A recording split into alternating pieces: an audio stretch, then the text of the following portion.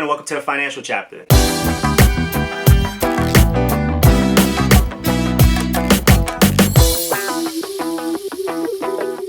Please excuse the scruffy face. I ain't seen a barber in like 4 weeks. I actually went and cut my hair myself just now, and that's why I'm wearing a hat. Like, comment, and subscribe if you want to see what I did to my hairline. Now, this is my first YouTube video. I have exactly 0 followers. So I think things should pretty much pick up to maybe around 50,000 by like next week. I don't know. We'll see. As everyone should be aware, we've been directed to stay indoors. And I say should be because there's still people outside playing music. I heard Tory Lanez yesterday.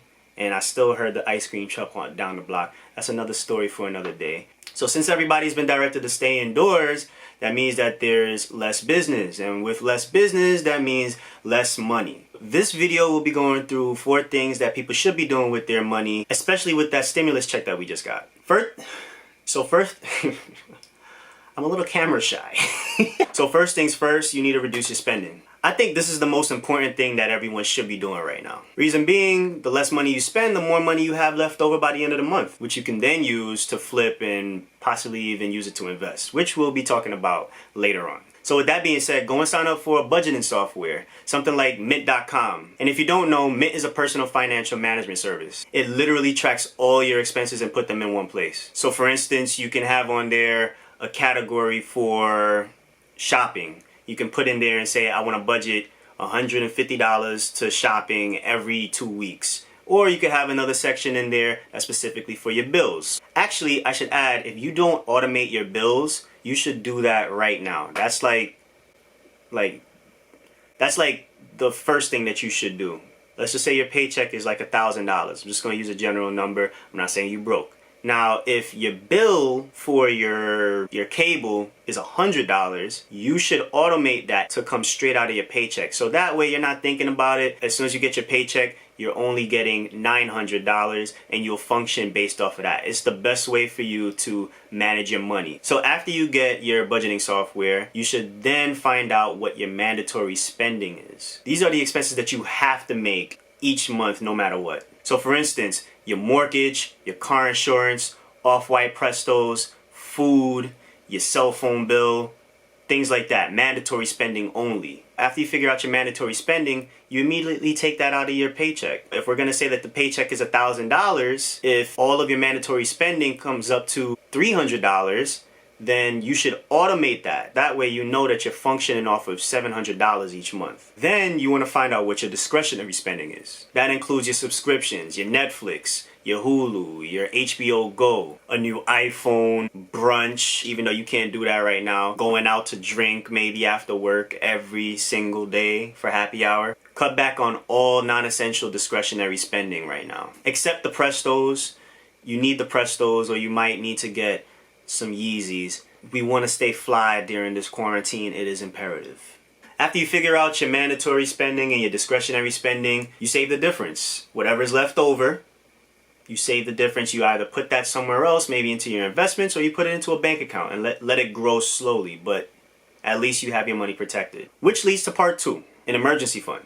A CNBC article last year said that about 40% of Americans would struggle to come up with just $400 of unexpected expenses. That's crazy. Look at what's happening right now. Unfortunately, people are losing their jobs. People do not have anything in the bank. It's very important that you have an emergency fund, especially in times like this. This is what it's all about. Not only quarantines, if you have like a bill that you didn't expect, you can jump into your emergency fund, grab whatever funds you have, and then use that to pay off your bill. A messed up car. Maybe you might have a car that is not working properly. You need to get it fixed. That's for an emergency. It's always good to have an emergency fund. Now, the CNBC article said $400.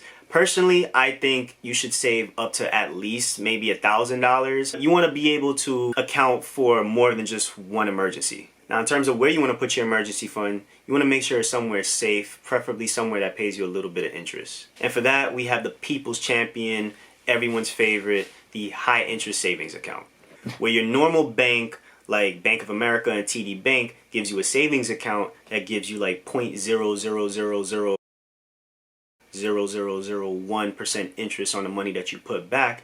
You want to have your money somewhere that has a high interest on your savings, which will give you maybe 1%. Maybe at this time it's probably going to be like 1%. And for that you need a high interest savings account. Now if you're wondering what kind of high interest savings accounts there are that you can take a look at, I might make a video on that, but just to be short, you have American Express, Ally, and Discover Bank. Now the third thing you want to do is pay off your credit card debt. That might be the first thing you want to do, depending on who you are. If you have any high interest rate debt, like a credit card, now is the time to pay that thing off. That whole situation could make it even worse for you later on. Now my favorite and final part to this series, number 4, would be to invest. Once your emergency fund is in place, your job is secure, and you maximize the amount of money you earn each month, you should definitely start jumping into investing. This is the prime time to start investing in the stock market. Short story time. I started investing in the stock market in 2018. I have learned a lot of things since then, especially not to buy stocks. Stay away from the stocks. Stay off the All those stocks have done for me was have me lose like at least $150. Coincidentally, I actually started investing in December of 2018. At that time, there was something called a correction that was going on in the stock market. The stocks were falling more than 10%. So stocks like MasterCard and Apple were down like tremendously. They were a little bit more affordable, meaning they were probably down anywhere between $20 to $50 from their value. So for example, Apple was at like maybe $150. I bought it at that price. I only bought one, but just follow me here. The following year, the price went up to like $250. So I made like $100 just because I bought at the right time. Right now, we're going through a situation in the stock market where stocks are much lower than their 52-week highs. And there's a lot of opportunities right now for you to make some money later on once they get back to those numbers. Now, as far as what you should be investing in, I prefer 3 options. Option number 1, have your money in cash like we spoke about earlier in a high interest savings account.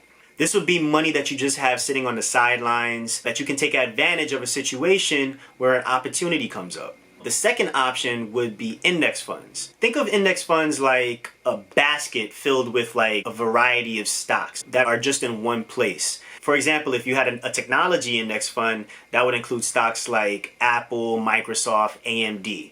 Not only index funds, but ETFs as well, which are exchange traded funds. They function the same way as an index fund with slight differences.